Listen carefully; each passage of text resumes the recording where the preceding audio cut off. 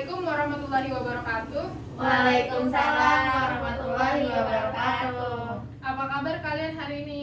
Baik, alhamdulillah, luar biasa. Allahu Akbar. Semangat sekali ya.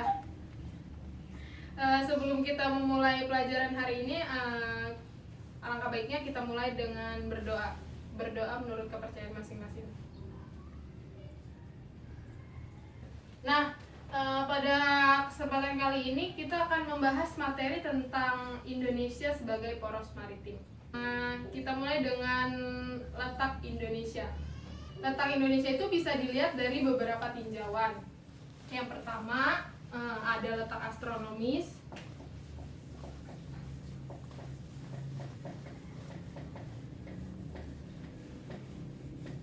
Terus yang kedua ada letak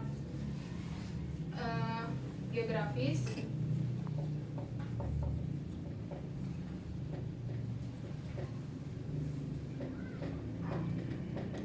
Terus yang ketiga ada letak geologis, dan yang selanjutnya ada letak teritorial.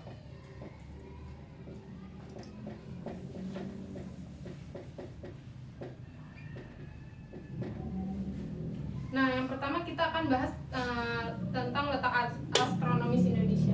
Ada yang tahu nggak sih Indonesia tuh berada di letak astronomis? Ya, Ya, coba sebut. 6 derajat lintang utara sampai 11 derajat lintang selatan, sama 95 derajat bujur timur sampai 141 derajat bujur timur. Nah, ya betul. Itu yang Ai sebutkan tadi itu merupakan letak astronomis Indonesia. Nah, letak astronomis itu juga disebut letak matematis karena menggunakan koordinat, garis lintang, dan bujur untuk mengetahui posisi suatu wilayah. Selanjutnya kita akan bahas pengaruh letak astronomis Indonesia. Pengaruh letak astronomis Indonesia itu yang pertama ada temperatur yang tinggi.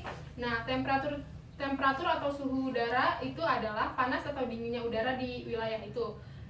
Ada yang tahu nggak alat untuk mengukur suhu udara?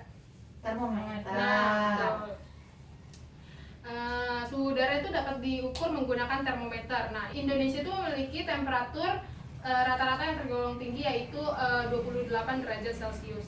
Nah, suhu udara di suatu daerah itu nggak serupa dengan daerah yang lain ya. Contohnya kayak di Bogor dan Puncak itu kan memiliki suhu udara yang lebih dingin dibandingkan dengan suhu udara di Jakarta. Nah, hal tersebut tuh terjadi karena letak Bogor dan Puncak itu lebih tinggi daripada Jakarta. Makin tinggi letak suatu tempat, maka semakin rendah atau dingin udaranya. Nah, justru sebaliknya, semakin rendah suatu tempat, maka suhunya semakin panas. Terus yang pengaruh yang kedua itu ada curah hujan yang tinggi. Curah hujan adalah volume air hujan yang jatuh di suatu tempat di saat tertentu. Nah, curah hujan di negara Indonesia itu biasanya termasuk dalam kategori yang tinggi. Daerah-daerah yang memiliki curah hujan yang tinggi, contohnya di mana? Bogor. Ya, terus apa lagi? Bandung. Ya, itu merupakan salah satu daerah-daerah yang memiliki curah hujan yang tinggi.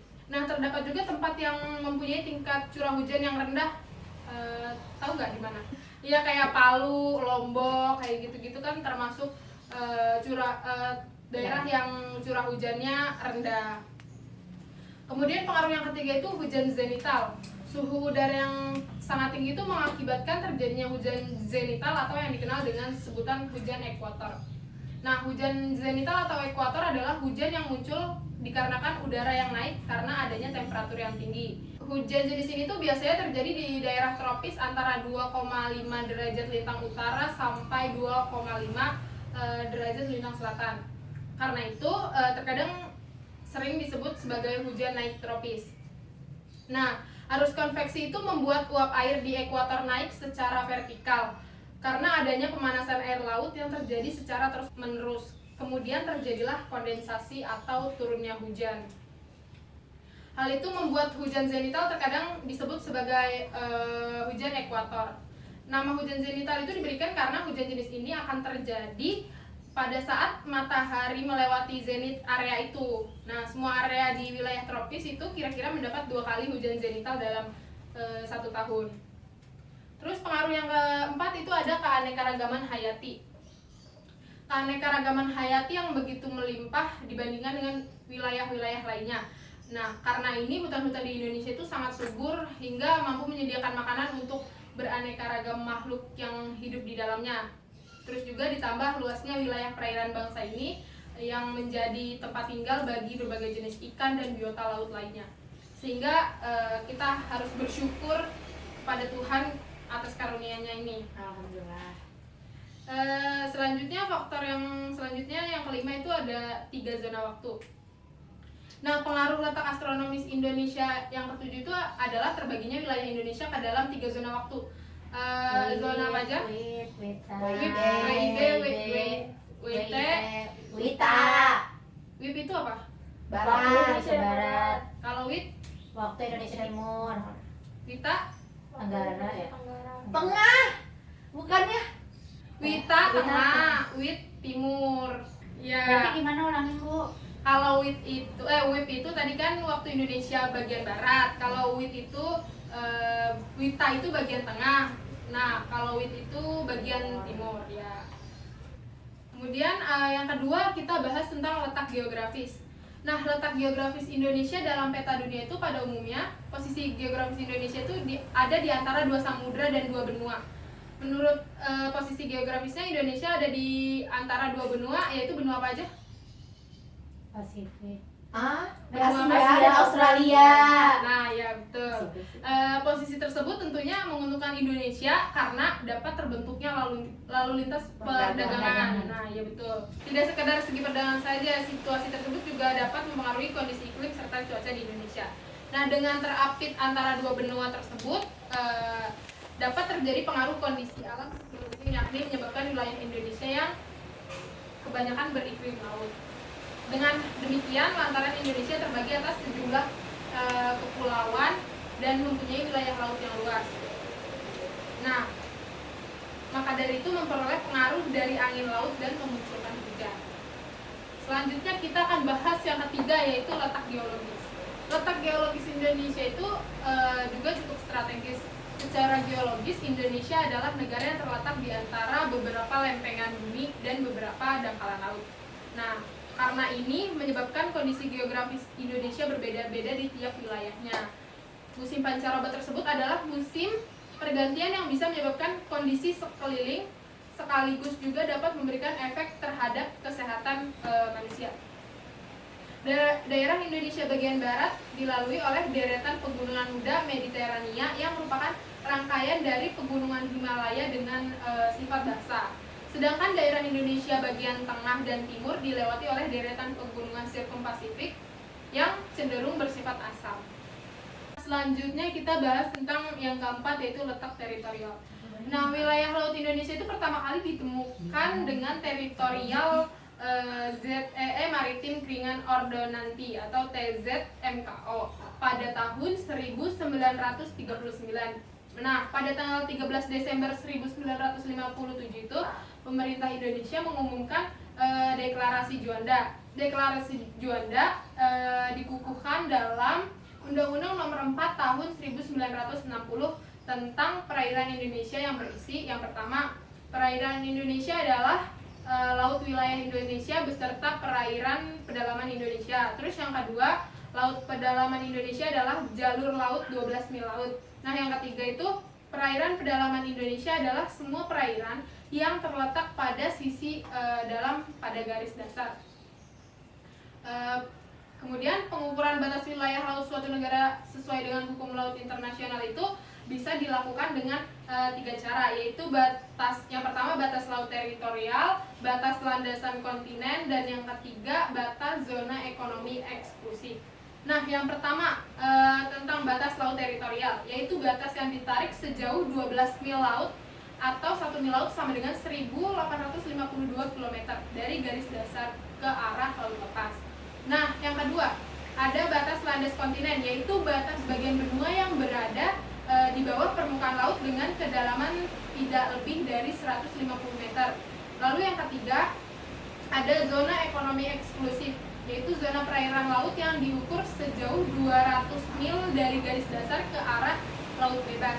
Pada zona ini negara Indonesia memiliki hak untuk melakukan eksplorasi, eksploitasi, konservasi, dan pengelolaan sumber daya alam yang ada.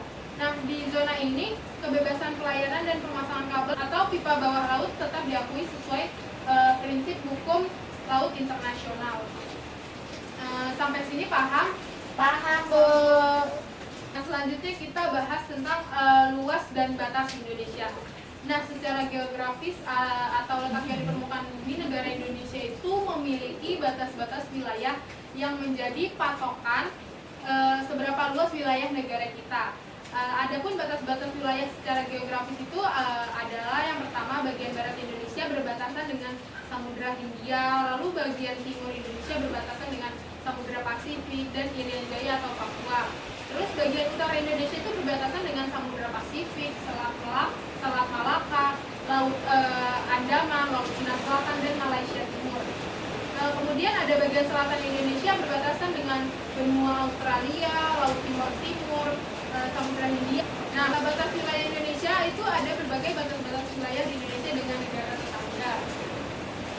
Batas ini tuh mencakup batas darat dan laut. Nah, kita akan membahas batas-batas wilayah negara Indonesia dari berbagai arah mata angin. Yang pertama ada batas utara.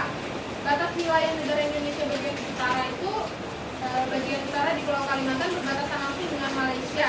Malaysia bagian timur, dan berarti Malaysia ini berbatasan dengan batas wilayah darat Indonesia. Kalau batas lautnya itu mencapai 5 negara, yaitu Malaysia, Singapura, Thailand, Vietnam, dan Filipina. Terus yang kedua ada batas selatan. Untuk batas darat Indonesia berbatasan langsung dengan Timor Leste. Nah, untuk batas lautnya ada perairan Australia dan Samudra Hindia. Sebelum tahun 1999 itu Timor Leste sempat menjadi wilayah Indonesia yang disebut provinsi Timor Timur, ya betul. Nah, namun akhirnya pada tahun 1999 dia memisahkan diri dari Indonesia untuk menjadi negara sendiri. Nah, lalu yang ketiga ada batas barat. Batas wilayah Indonesia bagian barat itu lanjut berbalik ke barat. Nah, Indonesia berbatasan langsung dengan Samudra Hindia dan perairan negara India. Nah, di batas barat itu dari batas darat.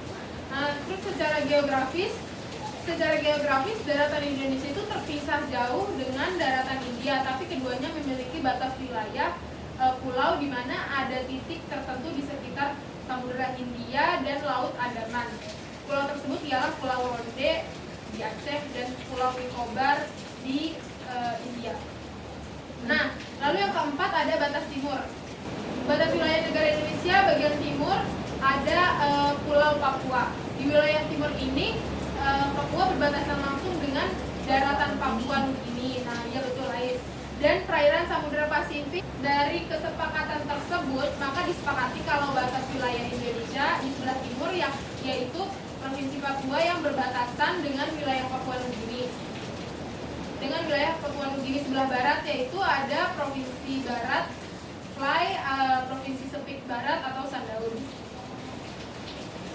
Sampai sini paham? Ada yang ingin ditanyakan? Minggu depan kita akan bahas lebih lanjut materi tentang poros Indonesia sebagai poros maritim. Kita akan bahas selanjutnya di minggu depan. Kita cukupkan pelajaran hari ini dengan membaca Alhamdulillah. Alhamdulillahirabbil alamin. Sekian dari Ibu, kurang lebihnya mohon maaf. Wassalamualaikum warahmatullahi wabarakatuh.